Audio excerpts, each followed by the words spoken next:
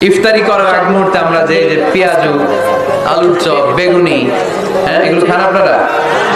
রোজার শরবত খান নাকি? এই যে সাজায় রাখা হয় ডিজাইন করে, এইগুলো রেখে যখন দোয়া করেন, এই দোয়াটা আল্লাহ শোনে তো। আল্লাহ বলে, কিরে ফেরেশতারা, ঘটনা কি? এত খাবার কেন? আল্লাহ রোজা রাখছে। কি চায়? আল্লাহ ক্ষমা চায়।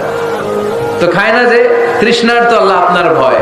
আমারা দেখছে না, আল্লাহ আপনারা দেখে নাই। জান্নাত দেখে নাই, আমার জাহান্নাম দেখেছে আল্লাহ কিন্তু জানে। তারপর ফেরেশতাদের মুখ থেকে বের করা হবে। সুবহানাল্লাহ পড়েন।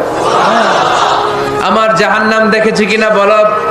ফেরেশতারা বলে, না জাহান্নাম দেখে নাই।